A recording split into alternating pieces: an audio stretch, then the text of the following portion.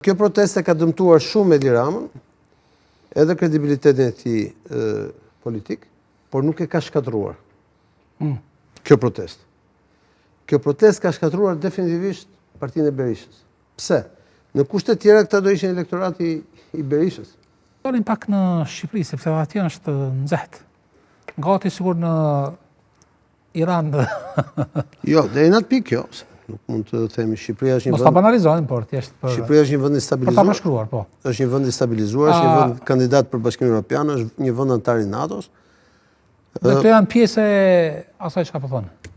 Demokracisë, mendimi ndryshe. Jo, kjo është pjesë e shiko, Shqipëria ka bërë një gabim politik të jashtëzakonshëm në vitin 2008.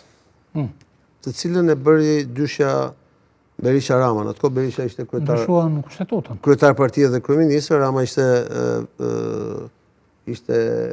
kryetar bashkie dhe kryetar partie. Dhe ata monopolizuan sistemin politik. I asfiksuan partitë politike. I mbytën. Hoqën drejtën e votës dhe monopolizuan leadershipin. Praktikisht ata janë edhe kryetar dhe pronar partish.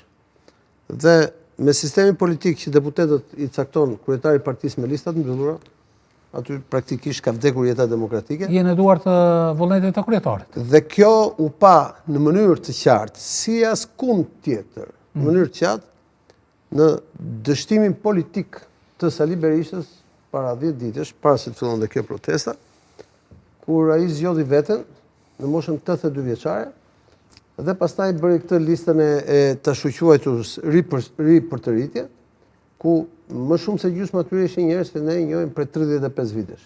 Pse ta them këtë gjë?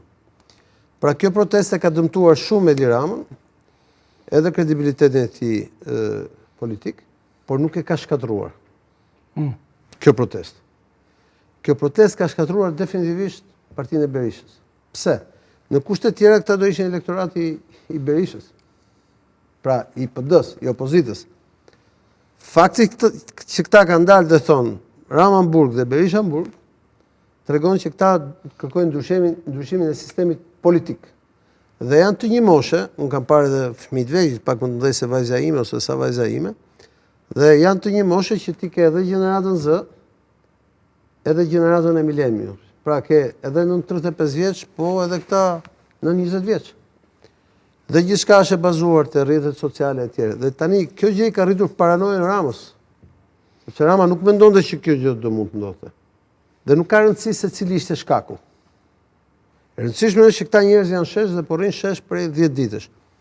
Që do të thotë? Që do të thotë që për mendimin tim ja vlen, pra po të isha unë vend të Ramës sot, ja vlen që unë të hapja një dialog për rregullat e lojës. Pra e nisën nga Narta nga Zvërnecia. Po shumë mirë.